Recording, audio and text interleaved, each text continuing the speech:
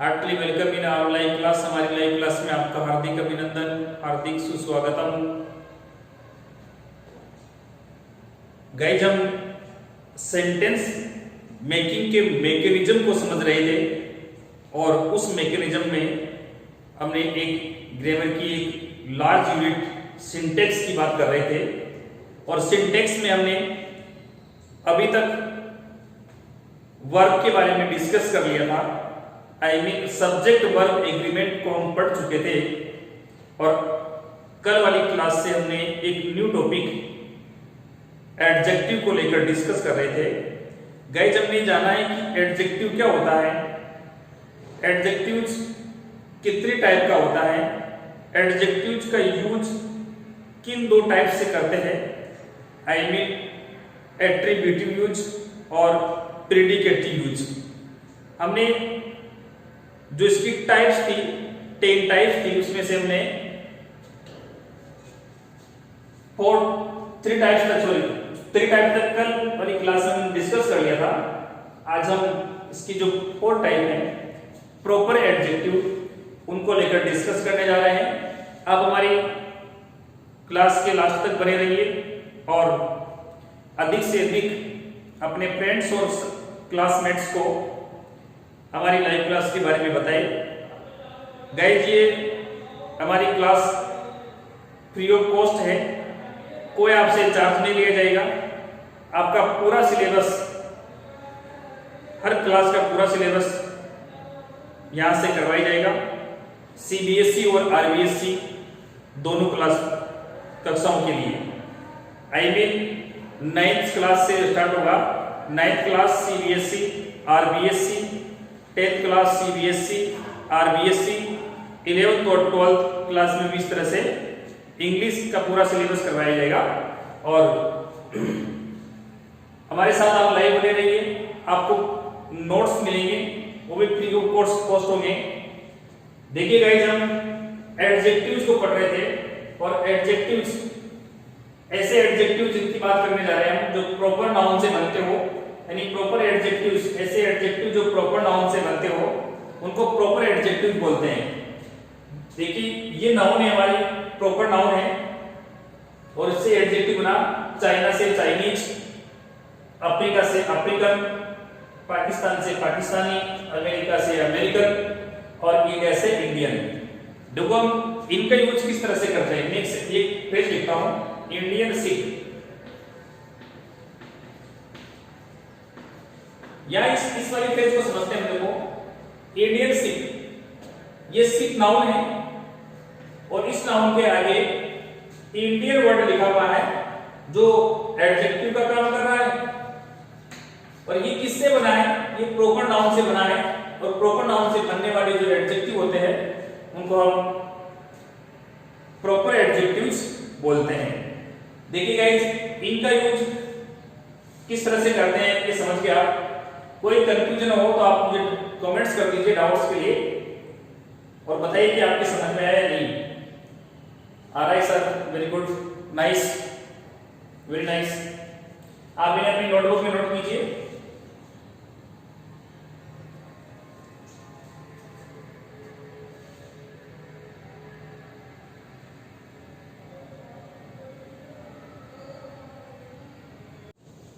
Dear students, हम 5 number यानी 5 number के एडजेक्टिव्स की बात कर रहे हैं।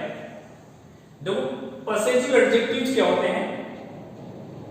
देखो स्वामी या ओनर होने का यानी मास्टर होने का जो बोध कराने वाले जो एडजेक्टिव है उनको हम पॉसेसिव एडजेक्टिव बोलते हैं। ये हमारी प्रोनाउन की पॉसेसिव फॉर्म होती है, पर्सनल प्रोनाउन की। देखो दिस इज योर पेन, अब वो यूर क्या कर रहा है, इस पेन को क्या है, इस यूर को से जोड़ रहा है, यानी इसका एक अधिकार संबंध बताने का काम कर रहा है। मेरा पेन तुम्हारा पेन, मेरा घर तुम्हारा घर, तो ये पोसेशन बताता है। यानी पॉसेसिव एडजेक्टिव है ये बिना नाउन के कभी आते ही नहीं है। आई का माई होता है, वी का आवर होता है, यू का यूर, सी का हिज, सॉरी हिम, सॉरी हर, सी का हर, ही का हिज, दे का देयर और ई का इट्स। इनको आप याद रखिए। ये देखो ये पोसेसिव एडजेक्टिव है और पोसेसिव एडजेक्टिव अपने बाद में नाउन लेते हैं, बिना नाउन के आते नहीं है ये कभी भी। एडजेक्टिव होते हैं, ये प्रोनाउन की पोसेसिव फॉर्म नहीं होती है, ये प्रोनाउन नहीं है। आप अभी तक इनको प्रोनाउन याद करके बैठे हुए थे, आप गलत थे, ये प्रोनाउन नहीं है, ये एडजेक्टिव है। देखो डिस्ट्रीब्यूटिव एडजेक्टिव क्या होते हैं, दो या दो से अधिक वस्तुओं में से एक को सेंस देने, यानी एक का बोध कराने वाले जो एडजेक्टिव हैं उनको हम डिस्ट्रीब्यूटिव एडजेक्टिव बोलते हैं। देखिए अब यहाँ पर ईच गर्ल के आगे लिखा हुआ है, यानी दो में से या दो से में से एक की बात कर रहे हैं यहाँ पर ईच गर्ल। तो यहाँ पर है जाती है, ये हमने पहले सब्जेक्ट वर्ब एग्रीमेंट में पढ़ा था। Either man is emotional, either दो में से एक की बात करता है। और देखो यहाँ आइदर ऑफ देम, यहाँ पर ये एडजेक्टिव नहीं है, यहाँ पर ऑफ आया हुआ है, ऑफ के कारण ये तो हुआ इसका ऑब्जेक्ट, इसका प्रीपोजिशन का ऑब्जेक्ट, ये प्रीपोजिशन है और यहाँ पर ऑफ आने के कारण ये प्रीपोजिशन हुई, ये ऑब्जेक्ट हुआ और ये क्या हुआ, ये प्रोनाउन हुआ। यहाँ पर एडजेक्टिव नहीं है। आई मीन मैं आपको एक चीज समझाना चाहता हूँ कि एडजेक्टिव के ठीक बाद, बोलिए एडजेक्टिव के ठीक बाद नाउन होनी चाहिए, वो तभी एडजेक्टिव हो पाएगा। अंडरस्टूड? यहाँ पर ये आइदर प्रोनाउन है, मैंने आपको इन डिस्ट्रीब्यूटिव जो हमारे एडजेक्टिव्स थे उनके बाद में कौन सी वर्ब आनी चाहिए, सब्जेक्ट वर्ब एग्रीमेंट में बात बताई थी। वहां पर मैंने आपको एक बात नोट करवाई थी कि एवरी प्रोनाउन नहीं होता है, यानी आइदर, नाइदर और ईच ये प्रोनाउन हो सकते हैं, बट एवरी केवल मात्र एडजेक्टिव होता है। तो वहां पर मैंने आपको ये बात बताई थी, आप इसको ध्यान से देखिए कि यहाँ पर ये प्रोनाउन है न कि एडजेक्टिव। एडजेक्टिव के ठीक बाद में क्या होना चाहिए, नाउन होनी चाहिए। जैसे अगर हम ऐसा लिखे माई फादर, तो यहाँ देखिए आप ये माई के बाद में माई एडजेक्टिव है तो नाउन है ना, तो ठीक बाद में एडजेक्टिव के नाउन होनी चाहिए। आई होप आप इस चीज को समझे होंगे। आप इन्हें अपने नोटबुक में नोट कीजिए। किसी प्रकार के कोई डाउट्स हो तो उनके लिए आप कमेंट्स कीजिए।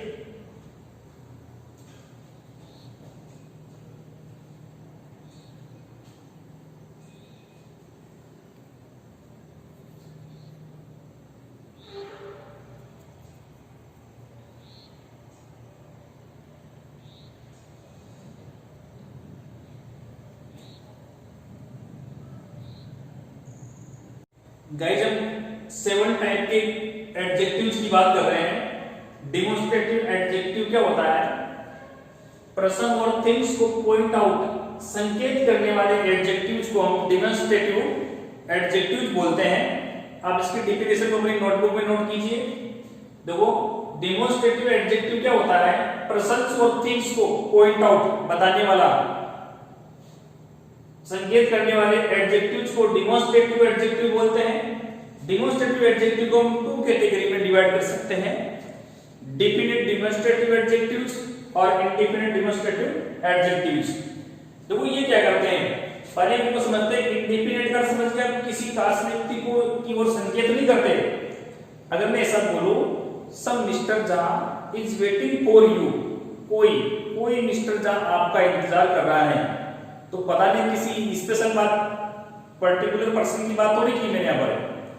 आई met a certain woman yesterday, मैं किसी एक महिला से मिला। तो देखो ये यहाँ पर क्या करते हैं, ये सारे के सारे क्या करते हैं, किसी पर्टिकुलर पर्सन की ओर पॉइंट आउट नहीं करते, इसलिए इनको इंडिपेंडेंट बोलते हैं। और किसी न किसी पर्सन और थिंग्स जो डिपेंडेंट हो, पर्टिकुलर पर्सन की तरफ पॉइंट आउट करते हैं। दिस हाउस इज माइन, ये घर मेरा है। These houses were not mine, ये वे घर मेरे नहीं है। तो देखो यहां पर क्या कर रहे हैं, ये पर्टिकुलर किसी थिंग्स या पर्सन को जो इंडिकेट करने वाले एडजेक्टिव्स हैं, पॉइंट आउट करने वाले जो एडजेक्टिव्स हैं, उनको हम डिफिनिट डेमोन्स्ट्रेटिव एडजेक्टिव बोलते हैं। और जो किसी पर्टिकुलर पर्सन और थिंग की बात नहीं करते, पॉइंट आउट नहीं करते उनको हम इंडिपेंडेंट डेमोन्स्ट्रेटिव एडजेक्टिव्स बोलते हैं। गाइस इस चीज को समझे होंगे आप। अभी मैं इनको टैग्स को पूरे होने के बाद आपके एग्जाम्स में क्वेश्चंस कैसे आते हैं उस चीज को लेकर चर्चा करने जा रहा हूं। आप हमारे क्लास को अंत तक देखें और नोट्स बनाए इसके, और कोई डाउट्स होता है या डाउट्स रहता है आपके, कोई कंफ्यूजन रहता है तो हमें कमेंट्स करके बताएं। आप इन्हें अपनी नोटबुक में नोट कीजिए।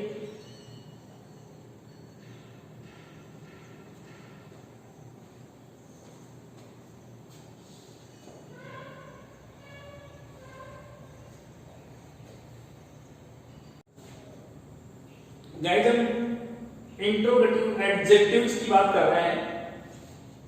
क्वेश्चंस के लिए यूज होने वाले जो एडजेक्टिव्स हैं उनको इंट्रोगेटिव एडजेक्टिव्स कहते हैं। अब देखो एडजेक्टिव्स क्या होता है, नाउन से पहले अगर कोई डब्ल्यूएच वर्ड्स आता है तो वहां पर वह प्रोनाउन का काम नहीं करेगा, वहां पर किसका काम करेगा, वह एडजेक्टिव्स का काम करेगा। अब देखो अगर इस क्वेश्चन को हम ऐसे लिखते हैं तो तब चेंज हो जाता है, विच इज योर पेन। ये लिखने में, इस लिखने में, इस टाइप से लिखने में दोनों जगह पर इस विच का यूज अलग तरह से हुआ है। यहाँ पर ये विच इज, देखो योर पेन इज विच, ये आंसर चाहिए इनको, तो ये यहाँ पर तो क्या है, प्रोनाउन है। इस चीज को आप समझिए, प्रोनाउन है, यानी हेल्पिंग वर्ब से पहले कोई डब्ल्यूएच वर्ड्स आता है तो वो प्रोनाउन होता है। लेकिन इस डब्ल्यूएच वर्ड के ठीक बाद कोई नाउन आती है तो ये एडजेक्टिव बन जाता है, और इस एडजेक्टिव्स को क्या नाम देते हैं, इंट्रोगेटिव एडजेक्टिव्स। अंडरस्टूड। यहां पर देखिए इसमें और इसमें डिफरेंस है, आप समझ गए होंगे। वहां पर सीधी हेल्पिंग वर्ब आ रही है। जब भी क्वेश्चन पैटर्न में डब्ल्यूएच वर्ड्स के बाद में ठीक बाद में हेल्पिंग वर्ब आती है तो वहां पर वह प्रोनाउन होता है। अंडरस्टूड।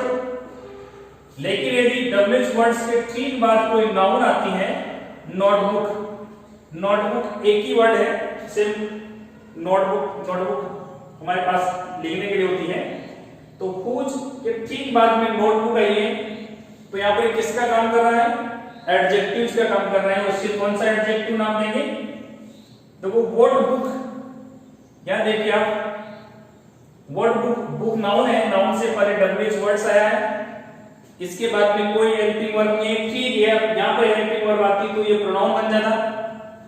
तो ऐसे जो डब्ल्यूएच वर्ड्स हैं जिनसे कोई क्वेश्चन बनाया जाता है और वहां पर इनके ठीक बाद में कोई नाउन आती है तो उसको क्या बोलते हैं हम, बोलिए क्या बोलते हैं हम, एडजेक्टिव्स। कौन सा एडजेक्टिव, इंट्रोगेटिव एडजेक्टिव्स। देखो इंपेथेटिक एडजेक्टिव्स क्या होते हैं, गाइस ये दो होते हैं। मैं आपको इन दोनों से सेंटेंस बना के बताऊंगा। जैसे he is a very intelligent boy, इसे देखते हैं हम, is a very intelligent boy, he is a very good boy, चल कहते हैं वेरी गुड बॉय। अब देखिए ये वर्ब हुई, ये सब्जेक्ट हुआ, यहाँ पर ये नाउन हुई, नाउन के ठीक आगे एडजेक्टिव हुआ और एडजेक्टिव के ठीक आगे एडवर्ब हुआ। यहाँ पर वेरी एडवर्ब है, एडजेक्टिव नहीं है, बट क्यों आई, क्योंकि एडजेक्टिव के आगे या तो एडजेक्टिव आता है या फिर एडवर्ब आता है।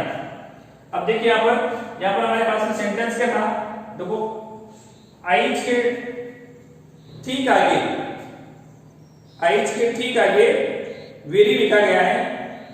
यहां पर अब ये नाउन से पहले आया तो नाउन से पहले आने पर एडजेक्टिव हुआ, और ये दोनों एडजेक्टिव जब नाउन से पहले आते हैं तो इनको इंपेथेटिक एडजेक्टिव बोलते हैं। और ये क्या करते हैं, दबाव डालते हैं, जोर डालकर बताते हैं। आई सा an accident with my own eyes, मेरी स्वयं की आंखों से मैंने देखा एक एक्सीडेंट को। She killed him before her very eyes, before her very eyes यानी उसकी स्वयं की आंखों के सामने। एक्सक्लेमेटरी एडजेक्टिव्स क्या होते हैं, देखो ये वर्ड होता है, केवल मात्र वर्ड। जब इससे कोई एक्सक्लेमेटरी सेंटेंस बनता है तो वहां पर ये एडजेक्टिव्स का काम करता है, और उसे कौन सा एडजेक्टिव बोलते हैं, एक्सक्लेमेटरी एडजेक्टिव्स। गाइस मेरी बात को फिर से रिपीट करता हूं, इंट्रोगेटिव एडजेक्टिव्स क्या होते हैं, क्वेश्चन के लिए यूज होने वाले एडजेक्टिव्स को इंट्रोगेटिव एडजेक्टिव बोलते हैं। इनके ठीक बाद में कोई न कोई नाउन आती है। ये नाउन आई, WH वर्ड का यूज इस नाउन से पहले हुआ तो ये क्या हुआ, एडजेक्टिव हुआ। बट यदि इस WH वर्ड्स के ठीक बाद में कोई हेल्पिंग वर्ब आती है तब ये प्रोनाउन बनता है।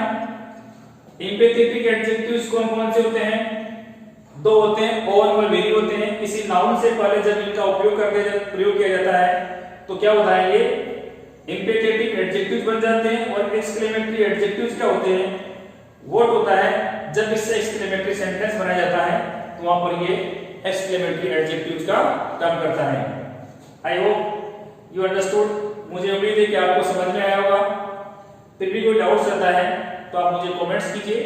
अब हम इनका हमारे एग्जाम्स के हिसाब से क्या यूज है उस चीज को लेकर डिस्कस करने जा रहे हैं। आप हमारी क्लास में लास्ट तक बने रहिए और नोट्स बनाते जाइए।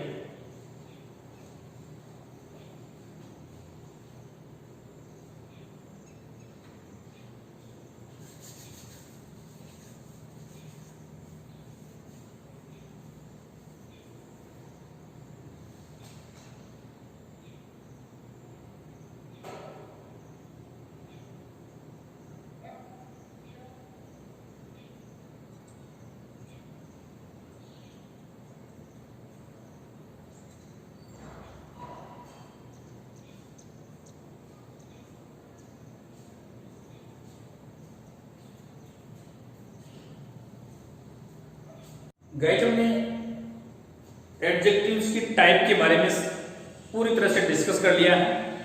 एडजेक्टिव्स क्या होते हैं उनके बारे में हमने जान लिया है। अब हम एक एक एडजेक्टिव्स का यूज कैसे करते हैं और कहां पर हमें कंफ्यूजन होता है उन सारी बातों को लेकर हम चर्चा करने जा रहे हैं। आप हमारे साथ में लाइव बने रहिए और साथ में नोट्स ही बनाते जाइए। कोई डाउट्स हो तो उसके लिए कमेंट्स कर सकते हो। देखिए गाइस, हम सम और एनी का यूज सीखते हैं। इसके लिए भी कुछ बातें याद रखनी होंगी, उनको लेकर मैं आपके साथ में डिस्कस करने जा रहा हूं।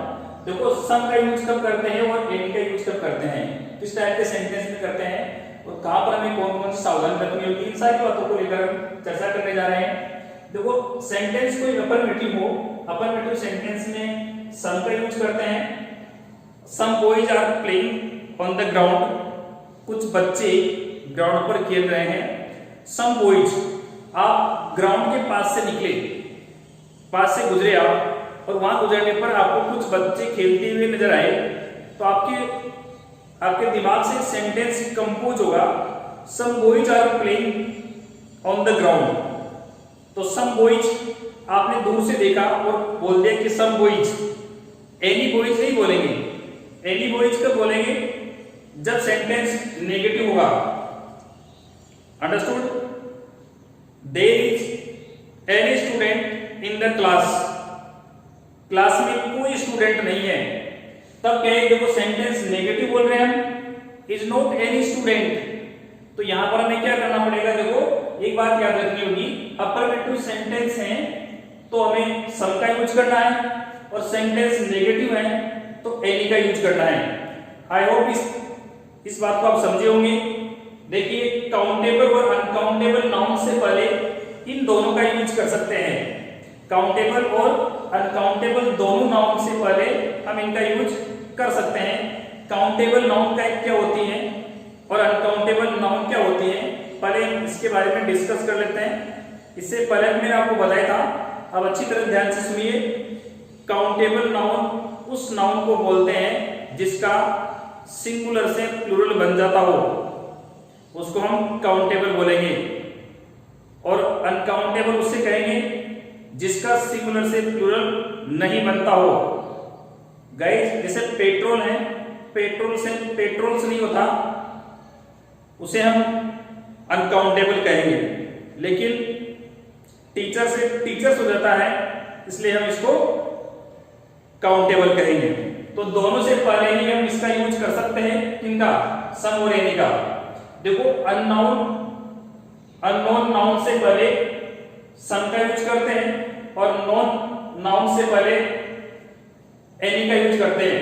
देखिए, she has some money, she has some money, उसके पास में कुछ धन है, तो हमारे पास नहीं है, उसके पास है, तो हमारे लिए अननोन है, टिक्स काउंटिंग नहीं है हमारे पास में, तो उस कंडीशन में हम एनी का प्रयोग करेंगे। और आई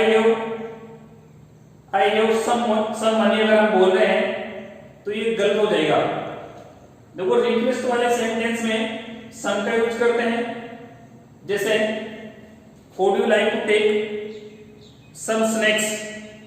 हम किसी से पूछते हैं कि क्या आप कुछ स्नैक्स लेना चाहोगे या पसंद करोगे, तो यहाँ पर गाइस हम रिक्वेस्ट कर रहे हैं। और रिक्वेस्ट वाले सेंटेंस में हमें वो इंट्रोगेटिव हो तो ठीक, हमें किसका यूज करना पड़ता है, सम का। कुछ नेगेटिव वर्ड्स होते हैं जिनके साथ में हमें एनी का प्रयोग करना होता है। आई could not solve this problem without any help. मेरी समस्या को हल नहीं कर सका बिना किसी की सहायता के, बिना सहायता के। तो ऐसी कंडीशन में देखो विदाउट नेगेटिव सेंस देने वाला वर्ड है, इसके साथ में एनी का प्रयोग करेंगे। गाइस आपको समझ में आया होगा ऐसी मुझे उम्मीद है। फिर भी कोई डाउट्स रहता है तो आप मुझे डाउट्स के लिए कमेंट्स कीजिए और हमारी टीम आपका डाउट्स का सॉल्यूशन करेगी। हम ऐसा आपसे प्रॉमिस करते हैं। आप इन्हें अपनी नोटबुक में नोट कीजिए। मैं कुछ एक्सरसाइज के सेंटेंस लिखकर आपको सम और एनी का यूज क्लियर करने की कोशिश करता हूं।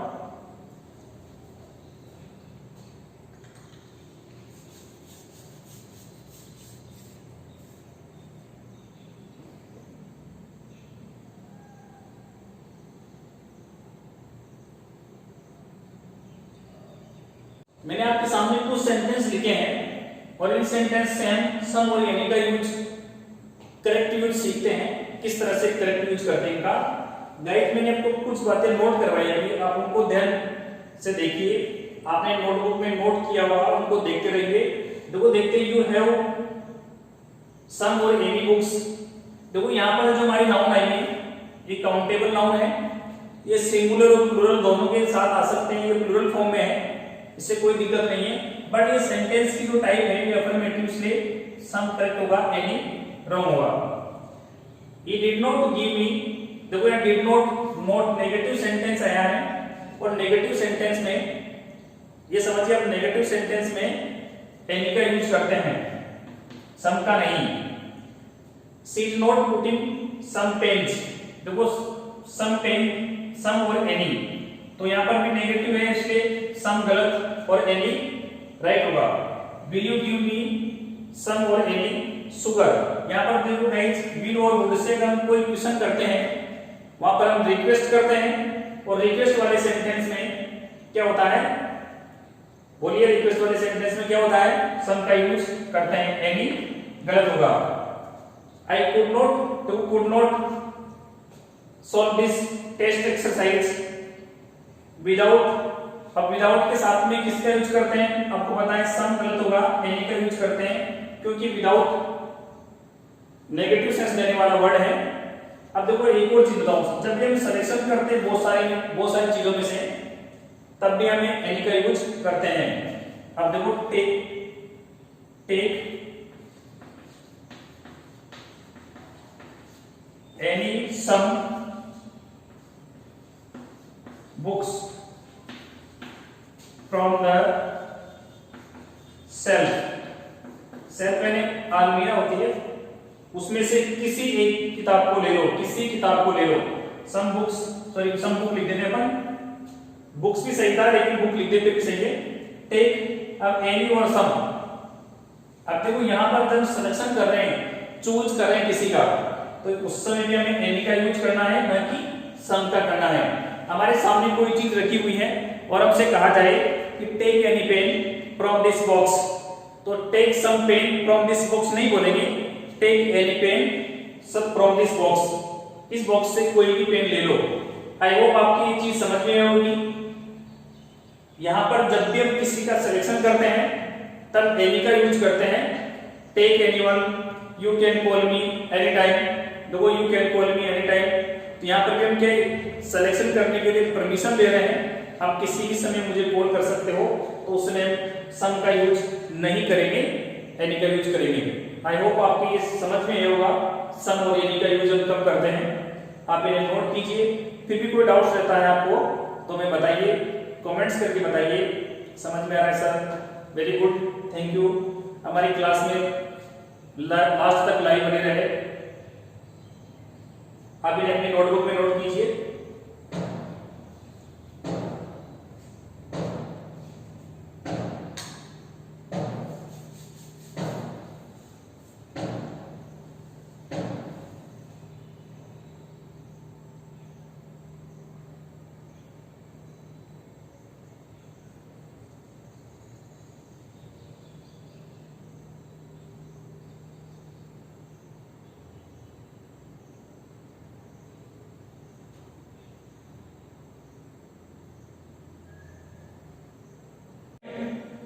कुछ हमारे पास में कुछ एडजेक्टिव्स हैं जो हमें बहुत सी बार कंफ्यूजन करते रहते हैं। ये बड़े कंफ्यूज जेवर होते हैं, इनको क्लियर करते हैं। देखो little, uh little, the little, ये सारे के सारे जो एडजेक्टिव्स हैं ये अनकाउंटेबल नाउन से पहले आते हैं। कौन सी नाउन से पहले आते हैं? अनकाउंटेबल नाउन से पहले, यानी इनके साथ में आने वाली जो नाउन होगी वो अनकाउंटेबल होगी। अनकाउंटेबल को मैंने आपको बता दिया, और ये सारे के सारे काउंटेबल नाउन के साथ में आते हैं। अब देखो काउंटेबल और अनकाउंटेबल समझ गया। वह नाउन जिसका सिंगुलर से प्लूरल बन जाता हो काउंटेबल है, जिसका नहीं बनता हो वह अनकाउंटेबल है। काउंटेबल और अनकाउंटेबल का यूज हम इस तरह से याद रखेंगे वो।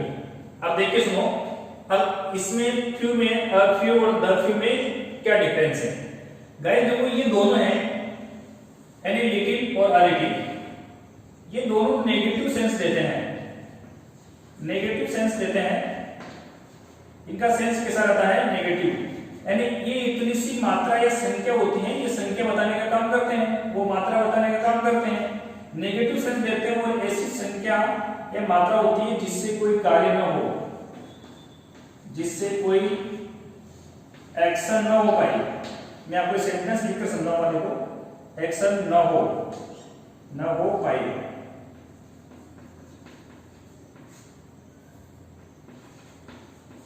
ऐसी संख्या या मात्रा होती है जिससे कोई कार्य न हो पाए।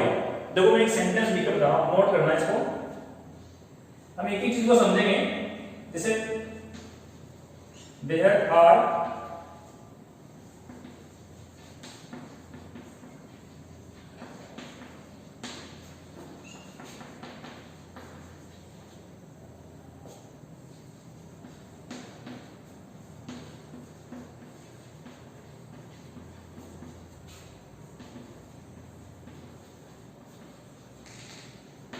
देखो यहां पर मैंने एक सेंटेंस लिखा है, there are few students, sorry students नहीं students in the class, so I can not teach them, इसलिए मैं उनको पढ़ा नहीं पाया। देखो एक टीचर है, क्लास में गया और क्लास में जाकर उसने देखा कि 50 स्टूडेंट पूरी क्लास में हैं, बट उस दिन केवल 2 विद्यार्थी आए, 2 स्टूडेंट्स आए, तो 2 स्टूडेंट्स को नहीं पढ़ा सकता वो। उसने सोचा कि हमारे 48 स्टूडेंट्स का नुकसान होगा, इसलिए क्या है वो पढ़ाने का काम नहीं कर सका। तो ऐसा हुआ कि इतने कम स्टूडेंट्स आए जिससे हम पढ़ाने का जो कार्य था, टीच करने का जो कार्य था वो कंप्लीट नहीं हो पाया। इसके कारण देखो हम ऐसा थोड़ी बोल सकते हैं कि कोई आया ही नहीं आया तो है ना, लेकिन इतने कम आए हैं यानी न के बराबर हैं, इसलिए मैं क्लास में पढ़ा नहीं सका। अब देखो यहां पर पहले एक चीज देखेंगे अपन कि यहाँ जो नाउन है ये काउंटेबल होगी तो इनमें से कोई एक आएगा, और ये जो नाउन है ये अनकाउंटेबल होगी तो इनमें से कोई एक आएगा। अंडरस्टूड? अब आपको एक बात याद रखनी है, अगर कोई कार्य न हो पाए तो ये आएगा फ्यू, और इससे कोई कार्य, अगर मान लीजिए यहाँ पर सेंटेंस में से नॉट हटा दिया जाए, देयर आर, तो फिर हमें क्या बोलना है? A few students in the class so I can teach them, कक्षा में कुछ विद्यार्थी हैं इसलिए मैं उनको पढ़ा पाया। अंडरस्टूड? मेरी बात को फिर से रिपीट करता हूं कि इन दोनों का यूज नेगेटिव सेंस में होता है जिससे एक्शन न हो पाए, इतनी सी मात्रा या संख्या होती है जिससे कोई कार्य न हो पाए। अंडरस्टूड? मैंने आपके सामने एक सेंटेंस लिखा, अगर मैं यहाँ नोट लिख देता हूं तो देखो इतनी सी क्लास में इतने से संख्या में स्टूडेंट्स हैं जिसके कारण कोई टीचर उनको टीच नहीं कर पाया, पढ़ा नहीं पाया, तो संख्या के लिए कितनी कम संख्या होगी, न के बराबर संख्या होगी। लेकिन हम ऐसा थोड़ी मना कर सकते हैं कि संख्या बिल्कुल आएगी, यानी न के बराबर है जिससे कोई कार्य पूरा ना हो सके। दो सुनो, I have a few rupees, so I cannot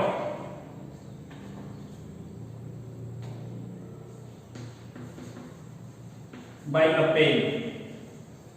इस वाले सेंटेंस को समझिए, I have few या a few rupees, so I cannot buy a pen। देखो जितनी सी मात्रा में संख्या में रुपए हमारे पास में पैसे थे, उन पैसों से एक पेन खरीदने का कार्य नहीं हो पाया, इसलिए यहां पर भी हमें फ्यू का यूज करना पड़ेगा, न कि फ्यू का। फ्यू कब आता है? जब कुछ थोड़ी ज्यादा मात्रा हो जिससे कार्य हो जाए। इन दोनों का यूज कब करते हैं? ये पॉजिटिव सेंस रखते हैं। आप इन दोनों सेंटेंस को नोट कर लीजिए, मैं इनको इरेज करने जा रहा हूं, नोट कीजिए आप इनको।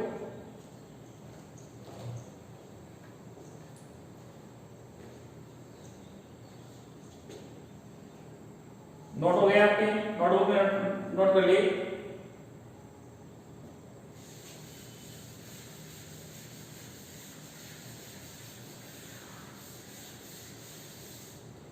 देखिए गाइस, मैंने आपको ये चीज बताई, यानी इन दोनों का यूज कब होता है? जब नेगेटिव सेंस हो और जिनसे कोई एक्शन ना हो पाए। अब मैं देखो ये तो मुझे काउंटेबल के लिए बताया, अनकाउंटेबल में कैसे होगा? जैसे आई हैव,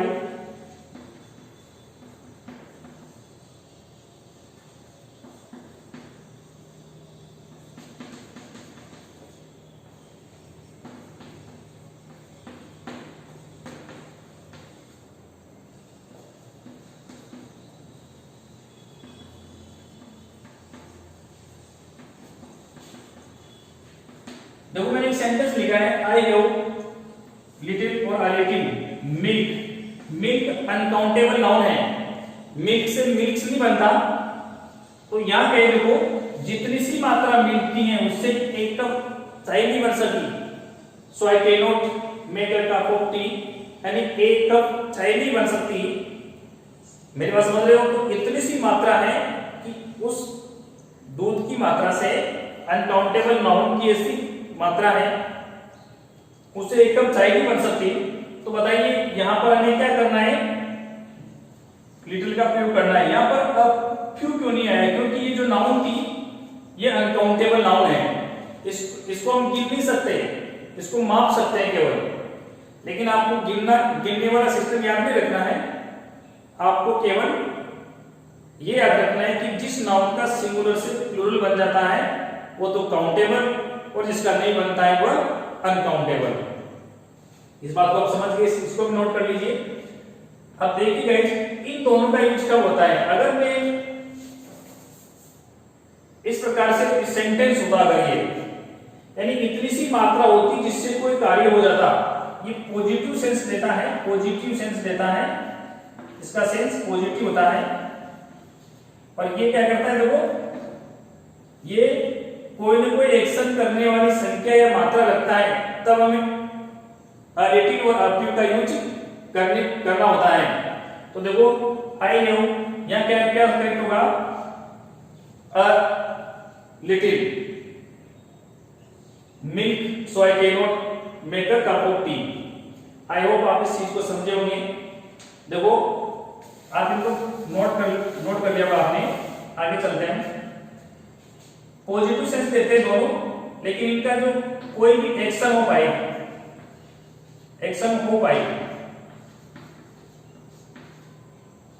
अगर ऐसी कंडीशन है तो हमें काउंटेबल नाउन से पहले अ फ्यू और अनकाउंटेबल से पहले अ लिटिल का यूज करेंगे।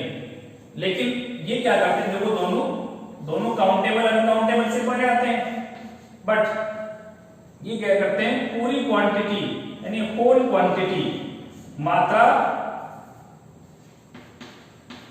व संख्या की बात करते हैं। यानी जितना दूध था उससे बिल्ली पी गई, जितना दूध था वो फट गया, जितना धन था वो खर्च हो गया। अब देखो सुनो, I spent the little money in a business. अब यहां देखिए इसने क्या किया, इस सेंटेंस में न तो लिटिल आएगा और नहीं अ लिटिल आएगा, पर हम देखते हैं मनी हमारे अनकाउंटेबल नाउन है, रुपीज गाइस काउंटेबल है, बट मनी हमारे अनकाउंटेबल नाउन है। तो अनकाउंटेबल नाउन क्या है, इन तीनों में से कोई एक आएगा। लेकिन जब बात पूरी क्वांटिटी या मात्रा की जाती हो तब क्या होगा, तब द लिटिल या द फ्यू में से एक लिखना पड़ेगा, बट यहाँ पर अनकाउंटेबल नाउन थी इसलिए हमें द लिटिल का यूज करना पड़ा। अब इन सबको अपने नोटबुक में नोट कीजिए। मैं आपको एक एक्सरसाइज से इस बात को समझाने की कोशिश करता हूं। आप हमारी क्लास को अंत तक देखिए, लाइव बने रहिए।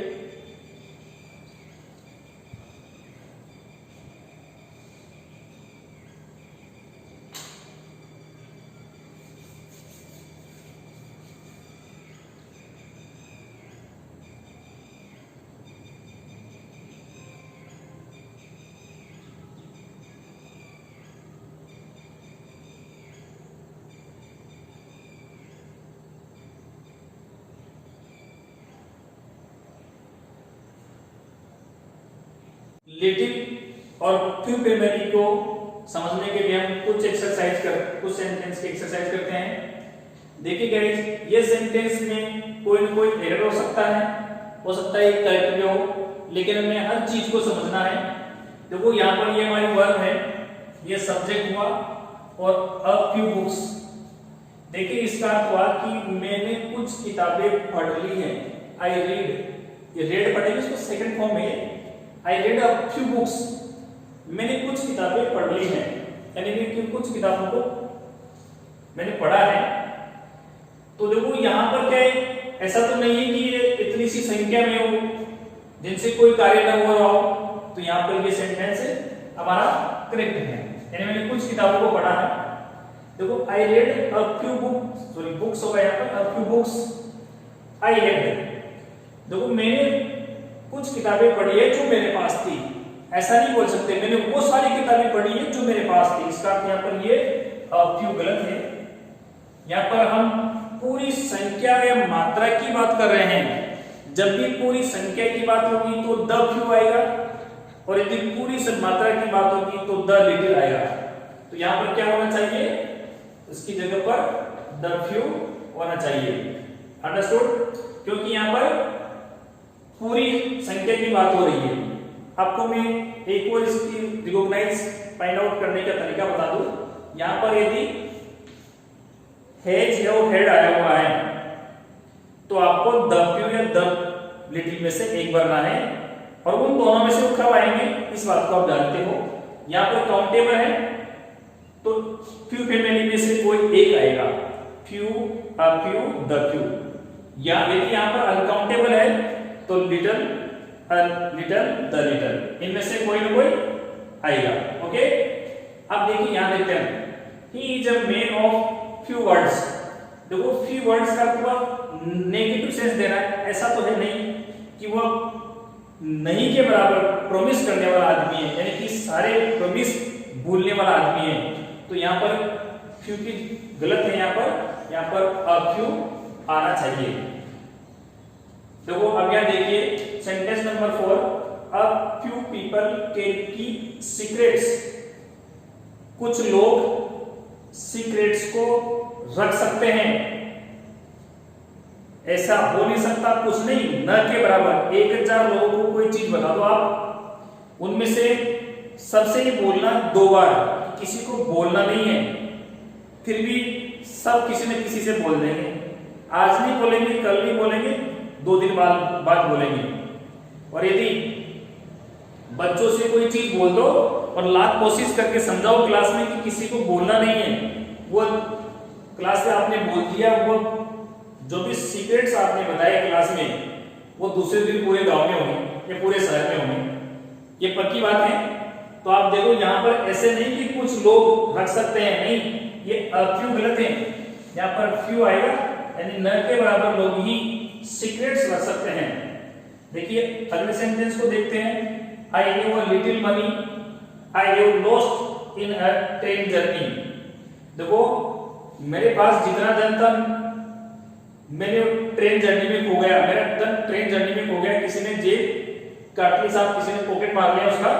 तो यहाँ देखिए अ लिटिल गलत होगा, क्योंकि हम जितनी मात्रा थी उस सारी मात्रा की बात कर रहे हैं। ऐसा नहीं कि किसी चोर ने आपके पैसे चुराए हो और उनमें से आधे रख दिए हो कि कोई बात नहीं इसके किराए में काम आएंगे, ऐसा नहीं है, पूरे लेकर जाएगा। और तो यहाँ पर भी लिटिल गलत है, यहाँ क्या होना चाहिए, यहाँ द लिटिल होना चाहिए। Okay, there was little water in the jug. देखिए there was a little water in the jug, water uncountable है, लिटिल आएगा। अब यहाँ पर अ लिटिल आएगा, द लिटिल आएगा, ये लिटिल आएगा, ये बातें में समझनी। देखो द लिटिल तो नहीं आएगा, पूरी मात्रा की बात नहीं कर रहे, जितना था उतना ही ऐसा हो गया, जितना था उतना ही खराब हो गया, जितना था उतना ही गिर गया, ऐसा नहीं है यहाँ पर। तो हमें लिटिल और अ लिटिल में से एक बनना है, बट हमें इस बात का पता नहीं लगा कि यहाँ पर इतने सा पानी है जिससे हम पी नहीं सकते। तो यहाँ पर ये गलत हो जाएगा, नेगेटिव सेंस नहीं हो सकता है सेंटेंस का। तो यहाँ पर क्या होगा, अ लिटिल होगा। आपने छोटी क्लास में एक कहानी पढ़ी होगी, स्टोरी पढ़ी होगी, there was a little water in the jug. Jug में थोड़ा पानी था, कौवे ने कंकड़ डाले, पानी ऊपर आया और पी गया और उड़ गया। He has a few petrol, so he came reach petrol pump.